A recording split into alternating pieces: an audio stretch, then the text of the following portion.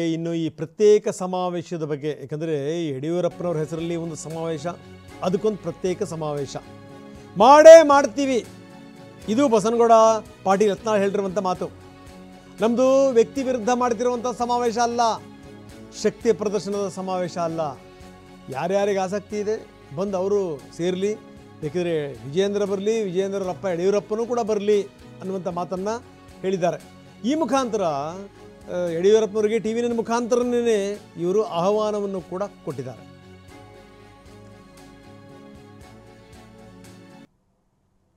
ಶಾಸಕ ಬಸವನಗೌಡ ಪಾಟೀಲ್ ಯತ್ನಾಳ್ ಜೊತೆ ಮಾತನಾಡ್ಸೋಣ. ರಮೇಶ್ ಜಾರಕಿಹೊಳಿ ಕೂಡ ಹೇಳ್ತಾ ಇದ್ರು ಅಂದ್ರೆ ಈಗ ಮತ್ತೊಂದು ಸಮಾವೇಶ ಕೂಡ ಸಜ್ಜಾಗ್ತಿದ್ದೀರಿ ಅಂತ 26-27 ಅಂತ. ಇದು ಯಡಿಯೂರಪ್ಪರ ಬಣದ ವಿರುದ್ಧನ ಅಥವಾ ವಕ್ಫ್ ಬೋರ್ಡ್ ವಿರುದ್ಧನ ಅಂತ? ನೋಡಿ, ನಾವು ಯಾರು ವ್ಯಕ್ತಿ ವಿರುದ್ಧ ಅಲ್ಲ, ಯಾವ ವಿಜೇಂದ್ರ ನಮಗೇನು ಬೇಕಾಗಿಲ್ಲ. ವಿಜೇಂದ್ರ ವಿರುದ್ಧ ಅದಕ್ಕೆ ಮಾಡೋನ್ರಿ, ವಿಜೇಂದ್ರ ಏನು ಸಂಬಂಧ ಇದಕ್ಕೆ?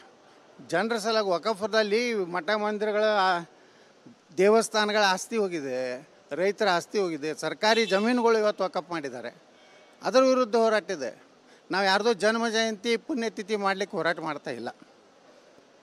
ನಾವು ದಾವಣಗೆರೆಯಲ್ಲಿ ನಾವು ಮಾಡೋದು ಜನರನ್ನ ಹೋರಾಟ, ಜನಪರ ಹೋರಾಟ, ವಕಫ್ ವಿರುದ್ಧ ಹೋರಾಟ, ವಾಲ್ಮೀಕಿ ಹಣ ತಿಂದಿದ್ದರ ವಿರುದ್ಧ ಹೋರಾಟ, ಪರಿಶಿಷ್ಟ ಜಾತಿಯ ಏನು 24,000 ಕೋಟಿ ರೂಪಾಯಿ ಡೈವರ್ಟ್ ಮಾಡೋದು ಇದ್ರ ಹೋರಾಟ ಹೊರತು ನಾವೇನು ಯಡಿಯೂರಪ್ಪನವ್ರ ವಿರುದ್ಧ ವಿಜೇಂದ್ರ ವಿರುದ್ಧ ಹೋರಾಟ ಮಾಡ್ತಾ ಇಲ್ಲ.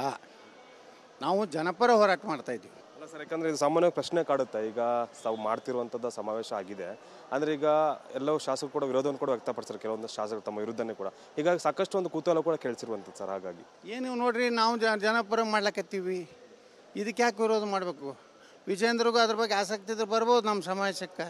ಅವನ ನಿಮ್ಮ ಮೂಲಕ ಕೊಡ್ಲಾಕತ್ತೀನಿ, ಟಿ ವಿ 9 ಮೂಲಕ ವಿಜೇಂದ್ರ ಅವ್ರ ಅಪ್ಪ ಯಡಿಯೂರಪ್ಪ ಇಬ್ಬರು ಕೂಡ ಬರ್ಬೋದು. ಜನಪರ ಇದೆ. ನಾವು ಜನ್ಮ ಜಯಂತಿಯನ್ನು ಆಚರಿಸೋದಿಲ್ಲ, ಯಾವುದೋ ನಾಯಕರ ಮೆಚ್ಚುಗೆಯ ಕಾರ್ಯಕ್ರಮಗಳು ಮಾಡೋದಿಲ್ಲ, ಜನ ಮೆಚ್ಚುಗೆ ಕಾರ್ಯಕ್ರಮ ಮಾಡ್ತೀವಿ. Thank you sir. ಇದಿಷ್ಟು ಕೂಡ ಬಸವನಗೌಡ ಪಾಟೀಲ್ ಅಂತ ಸ್ಪಷ್ಟವಾದ ಮಾತುಗಳು. ಕ್ಯಾಮ್ರಾ ಪರ್ಸನ್ ಅಶೋಕ್ ಜೊತೆ ಅನಿಲ್ ಕಳ್ಕೆರೆ, ಟಿ ವಿ 9 ಬೆಳಗಾವಿ.